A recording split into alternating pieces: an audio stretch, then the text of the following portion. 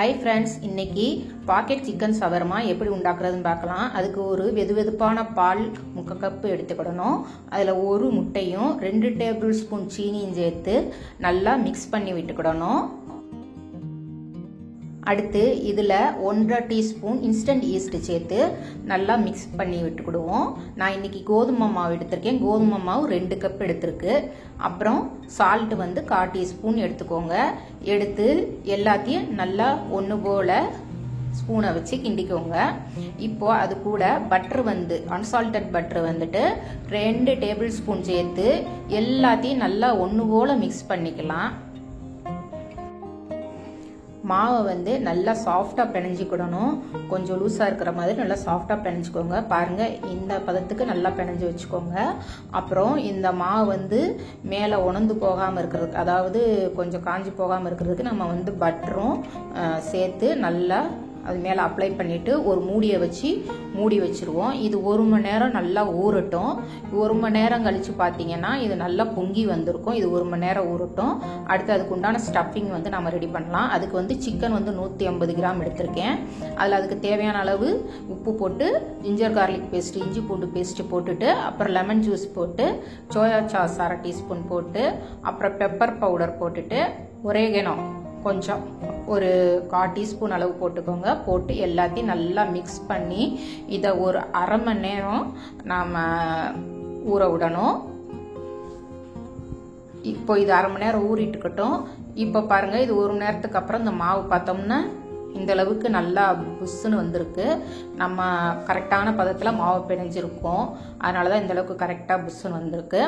அப்புறம் இதை நல்லா ஒன்று போல் எடுத்து விட்டு ஒரு சப்பாத்தி உருட்டுற பலகையில் மாவு தூவி இந்த மாவை நாம் இந்த மாதிரி பண்ணிக்கலாம். ரொம்ப அழுத்தி பண்ணக்கூடாது. மேலாக்கில் அப்படியே நைஸாக நாம் இந்த மாதிரி உருட்டி எடுத்துக்கலாம்.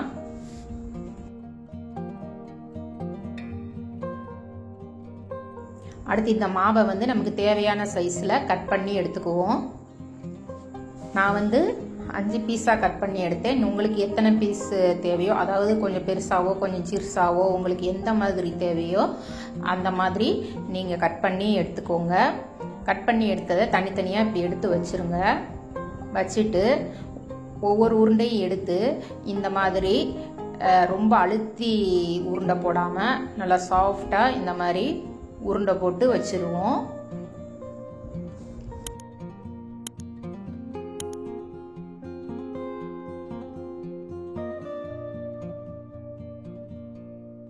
எல்லாத்தையும் இந்த மாதிரி உருண்டை போட்டு வச்சுட்டு ஒரு துணியை வச்சு ஒரு 5 நிமிஷம் அதை அப்படியே விட்டுருவோம். இப்போ 5 நிமிஷம் கழித்து பார்த்தா அந்த உருண்டையுமே இன்னும் நல்லா கொஞ்சம் புஷ்ஷுன்னு எலும்பி வந்திருக்கு. இப்போ அதிலிருந்து ஒரு உருண்டை எடுத்துக்கோங்க. எடுத்து கொஞ்சோண்டு மாவை தூவி அதை சப்பாத்தி தேய்க்கிற கட்டையிட்ட நைஸாக தேய்க்கணும். ரொம்ப அழுத்தி தேய்க்கக்கூடாது. நைஸாக நல்லா ரவுண்டு ஷேப்பில் தேய்ச்சிக்கோங்க.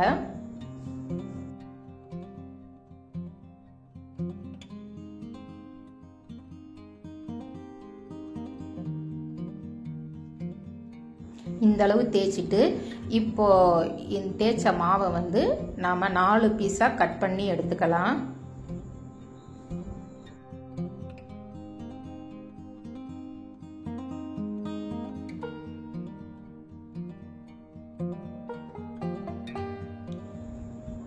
பாருங்க, கட் பண்ண விட்டு ஒன்று இந்த மாதிரி சைஸில் இருக்கும். இதை நாம் எண்ணெய் லேசான சூட்டில் இருக்கணும். லேசான சூட்டில் போட்டு பொரிச்சு எடுக்கணும். பாருங்கள், போடும்போதே எவ்வளோ நல்லா புஷ்ஷுன்னு எலும்பி வருதுன்னு. இதை நல்லா ஒன்று போல் கோல்டன் கலர் ஆகிற வரைக்கும் பொரிய விட்டு திருப்பி போட்டு எடுத்துக்கோங்க.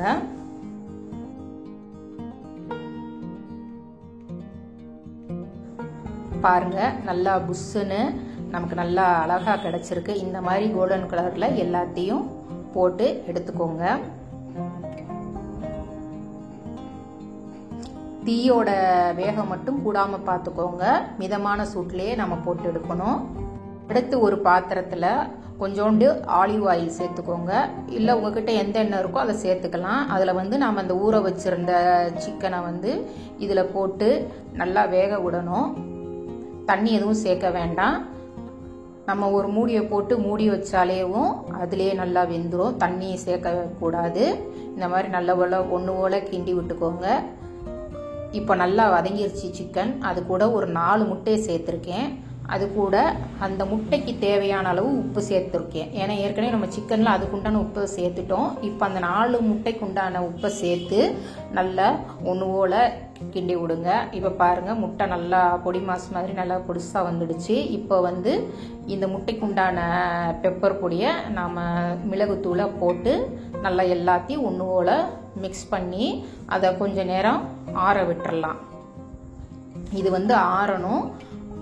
ஆறுறதுக்கு முன்னாடி நம்ம பாக்கெட்டில், அதாவது அந்த ஷவர்மா வைக்கிறதுக்கு ஒரு பாக்கெட் உண்டாக்கணும் இல்லையா, அதில் வந்து ஸ்டஃப் பண்ணணும்.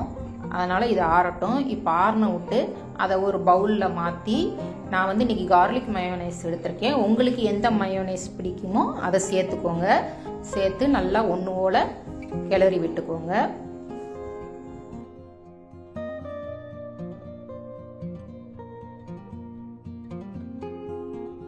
இப்போது நம்ம பொரிச்சு எடுத்ததை வந்து இந்த மாதிரி நல்லா ஷார்ப்பான கத்தியை வச்சு நல்லா நிதானமாக கட் பண்ணி விடுங்க.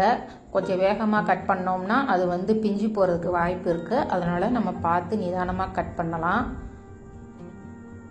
இப்போ பாருங்கள், உள்ளக்க எவ்வளோ நல்லா அழகாக பாக்கெட் கணக்காக இருக்குன்னு. இப்போ நாம் இதில் வந்து மிக்ஸ் பண்ணி வச்சுருக்கிற சிக்கன் முட்டையோட மிக்சரை வந்து இதுக்குள்ளே வச்சு நம்ம ஸ்டஃப் பண்ணிக்கலாம்.